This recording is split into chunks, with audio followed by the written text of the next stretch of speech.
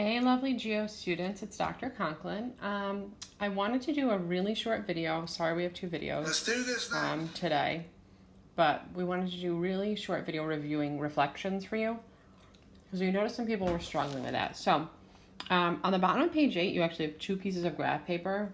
If you need some graph paper, or you can just sort of follow along with me. Full disclosure.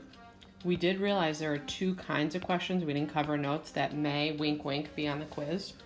So 1 and 2 should be complete review. 3 and 4 are just like a little different. So let's look at the first one. If I'm reflecting about the line y equals x, let me first plot this point 2, -3. And then I'm going to reflect around the line y equals x. So the line y equals x looks like a line like this. So there's a couple ways to do this. You can use patty paper to reflect it. You can notice how we get to the line going here to here, and you can create that same pattern.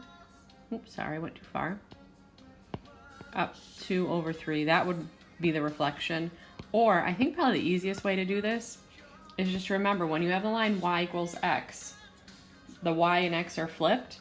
So the answer to number 1 is you're going to take, let me actually give this a little A prime, you're going to take these and you're just going to flip them. -3, 2.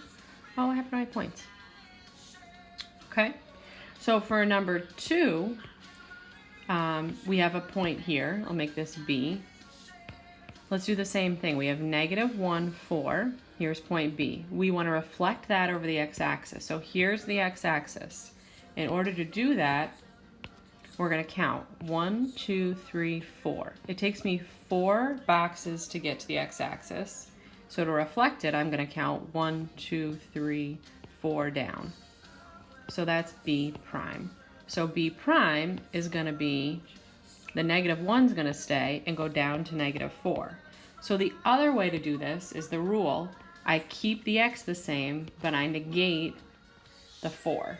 By negating it, I do the opposite, okay? We don't have this question here, but if I gave you one on reflecting over the y-axis, just remember you keep the y the same, you do the opposite for whatever the x is, okay? So then let's look at 3 and 4. This is what might be like a little bit different that we want to make sure we reviewed with you. We have a reflection over the line y equals 1. So where is the line y equals 1? Well, one strategy is you can go to your graphing calculator and punch in y equals 1.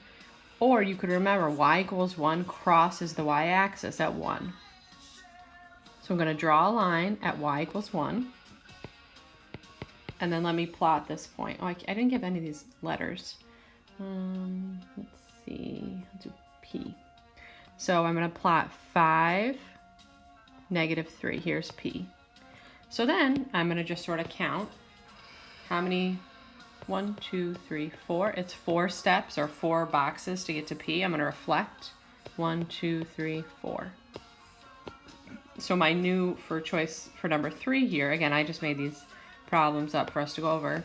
P prime, again, that's the image point, is going to be 5.